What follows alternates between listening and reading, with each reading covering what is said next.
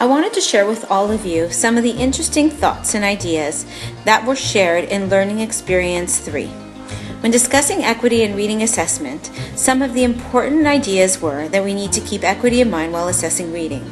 Students need to be included in the assessment process, and we have chances to self-assess and be part of coming up with the success criteria.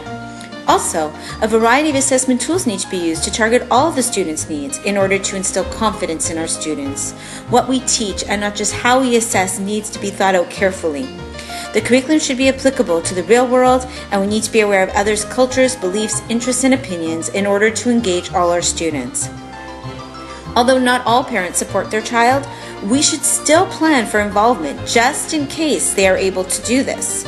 Finally, giving students numerous chances to demonstrate their understanding is crucial if we really want them to reach their full potential. This is why formative assessment must be part of the mix. When it comes to reading assessment and ELL learners, it's so important to begin with an English language proficiency assessment so that we know exactly where that student's knowledge of the English language lies. In working with ELL students, it is important to have visual aids and personal dictionaries so that they learn the language. Also, dual language books give them a chance to read in their own language while having the English there. Having the ELL students in small group instruction can help them improve. Using different forms of assessment will give us a clear picture of these ELL students' abilities. We need to be open to modifying the ELL students' program and then evaluate them on their modified expectations. Then we can take the time to choose appropriate resources for each of them.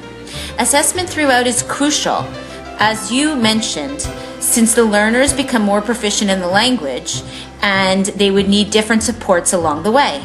Finally, it's not up to the ELL teachers to take full responsibility for these students. Classroom teachers should be familiar with the stages of development since they need to know how they can best support their ELL students.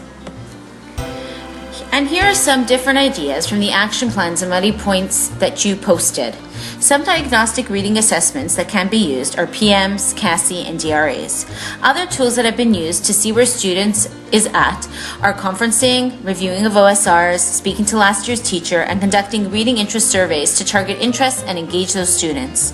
Some formative assessment tools to gauge where student is at during the teaching are anecdotal notes, observations, checklists, rubrics, check-in conferencing, and running records. We discussed that some different strategies that teachers can use to help move their struggling and reluctant readers ahead are to create a comfortable, inclusive learning environment.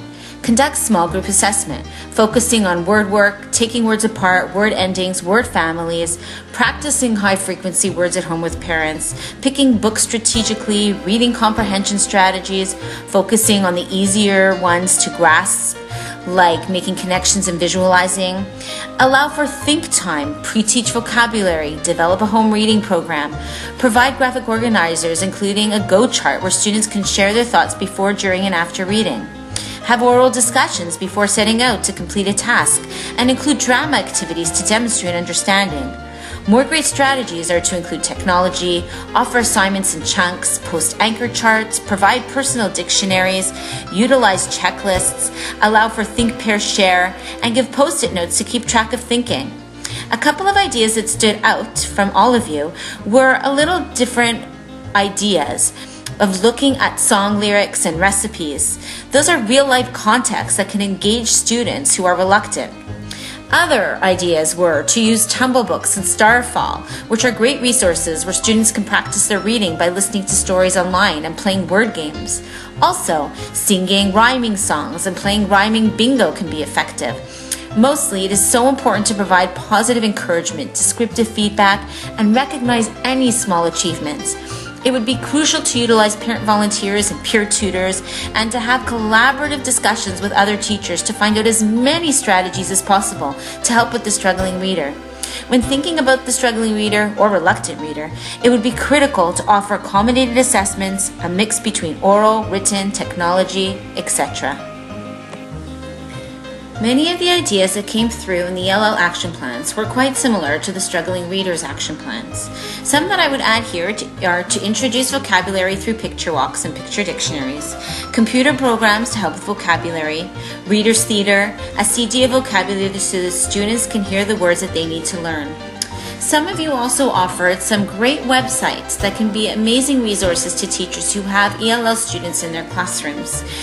I will post those in a final resource that I will be sharing with you at the end of the course. And finally, here's a collage of all the images that you chose for the activity where you had to choose a graphic that represents equity in reading assessment. You all did an amazing job explaining how you can connect your pictures to your feelings and thoughts around what you learned and what you believe about how we can include equity in reading assessment.